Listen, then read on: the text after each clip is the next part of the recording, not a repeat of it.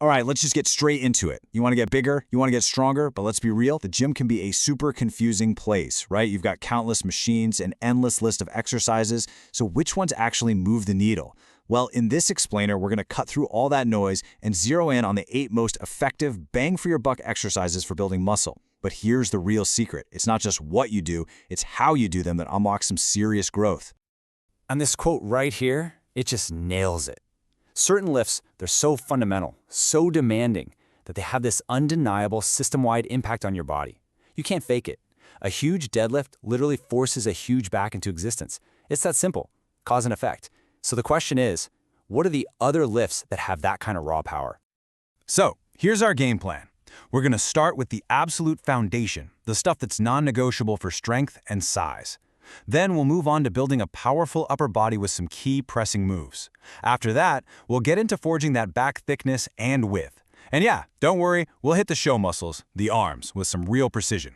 And finally, we're going to wrap it all up with the single most important principle you need to remember.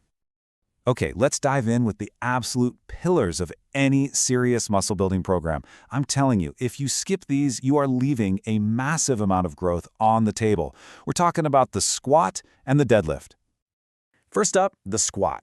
You've heard it a million times. It's the king of exercises, and for good reason. There is simply no better way to build your legs. We're talking quads, glutes, hamstrings, the whole package. Doesn't matter if it's a front squat or a back squat, the principle is the same. But here's the catch. Doing it right is the difference between building powerhouse legs and, well, just setting yourself up for a nasty injury. So, let's talk about the most crucial part, how you start the movement. Most people just stick their butt out by arching their lower back. No. Instead, think of it like you're doing a kettlebell swing. You initiate by hinging your hips backward. As your hips travel back, your knees just naturally bend. Then, on the way up, this is key. Visualize your chest and your hips rising at the exact same time, like one single unit. This is what prevents that ugly squat morning, where your hips shoot up first and all that strain goes right into your lower back. Next up, the deadlift. Now this is kind of the sneaky one. Everyone thinks of it as a leg lift or a total body lift, which it is, but it is, without a doubt, the single most effective builder for your entire back. I mean, from your traps all the way down to your spinal erectors, nothing, and I mean nothing, builds that dense, powerful thickness like a heavy deadlift. Okay, let's break down the perfect deadlift, because this is where so many people get it wrong. First, the bar goes right over your midfoot. Hinge down and grab it. Now, this is the critical step. To get tight, you pull your chest up and pack your lats. But the mistake almost everyone makes is they drop their hips here. Don't do it. It just kills your power. Keep those hips high. From there, just think about pushing the floor away. And hey, on the way down, control the weight. That lowering part, the eccentric, is a huge opportunity for muscle growth. So don't you dare waste it by just dropping the bar. All right, moving on up to the upper body. Now we're going to focus on those primary pushing movements. This is how we build a powerful chest, strong shoulders, and some thick triceps. Okay, this might be a little controversial, but for pure muscle building, you could argue that the dip is actually better than the bench press. Why? Well, it allows for a much deeper stretch, and it follows a more natural path for your chest to contract. Think about hitting a most muscular pose. That high-to-low motion really hammers those lower pec fibers. Hey, even the legendary bodybuilder Mike Menzer called it a favorite for chest, shoulders, and triceps. Now, the effectiveness and safety of the dip? It all comes down to your setup. I mean, just look at the difference here. That hunched-over posture, with your shoulders shrugged up to your ears, that's a one-way ticket to injury. The key is to set your posture before you even think about starting the rep. Get that sternum up high and pull your shoulders down and back, away from your ears. That's the power position. So once you've locked in that powerful posture, your focus is on getting a deep, satisfying stretch in your chest at the bottom of the movement. Then, and this is a killer mental cue for the way up, as you press, imagine you're trying to squeeze your hands together.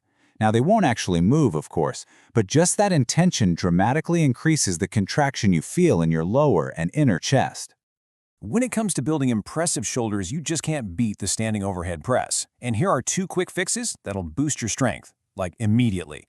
First, take a slightly narrower grip than you probably think you need. This brings your elbows more in front of your body, which lets your triceps help out with more power.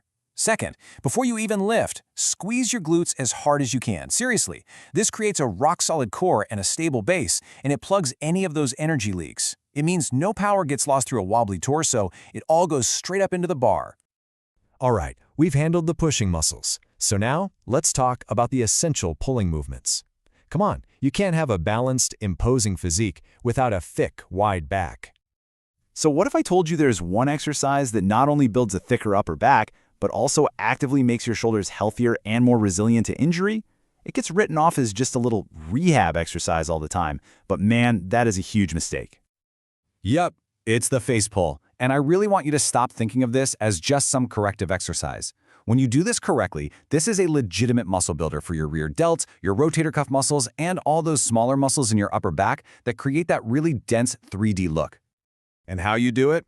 Oh, it's everything. First, try using 2 ropes on the cable stack instead of just 1. This gives you a much better range of motion. The goal is to pull back while keeping your elbows high and getting your hands into this externally rotated 90-degree position. This is what protects the shoulder.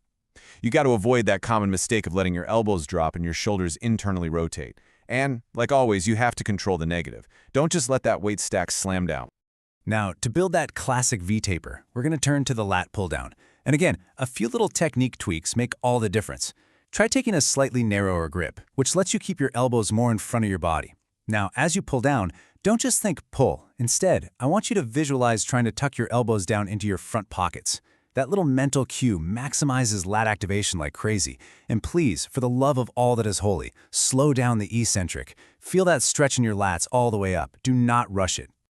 Okay, it's time for what everyone loves to train, the arms. So let's get surgical and look at the 2 most effective isolation exercises you can do for bigger biceps and triceps. For biceps, you know what? The simple barbell curl is still king, but let's perfect it. I want you to stop thinking about curling the weight in this big arc. Instead, think about lifting it straight up, almost like you're a waiter holding a tray. Keep the flat, meaty part of your hand facing the ceiling the whole time. This one simple shift stops your forearms from taking over and forces all the tension right onto the bicep, where you want it. Then, lower the weight with a slow, controlled 3-second count. The burn from this is going to be incredible. For triceps, we got to target the biggest part of the muscle. That's the long head. The lying tricep extension, or skull crusher, does this perfectly, but only if you do it right. You need to start with your arms angled back just a little, about 30 degrees from vertical. Now, keeping your upper arms locked in that position, lower the bar behind your head. This pre-stretches that long head, setting it up for maximum growth. And here's where this exercise gets really powerful. It sets you up perfectly for a pretty advanced technique. Once you hit failure on your extensions and you can't do another one, you're not done. You can immediately bring the bar down to your chest and switch into a close grip press. It's an easier movement, mechanically, so you can squeeze out several more growth-stimulating reps even though your triceps were already toast. That, my friends, is a mechanical drop set. So, we've covered 8 incredible exercises. But look, all the squats, curls, and presses in the world won't matter one bit if you miss the single most important lesson that ties every single one of them together. And this single idea right here, this is the key to everything we've talked about today. True mastery over a few key lifts performed with impeccable technique and intense focus will always be better than just going through the motions on 100 different exercises. It's time to stop counting your reps and start making your reps count. So, I'm going to leave you with this question to think about. Whether it's hinging properly on your squat, or squeezing your hands together on the dip, or slowing down the negative on your pull-downs, which one of these specific techniques are you going to consciously apply in your very next workout? How are you going to move beyond simply exercising and start truly training for growth?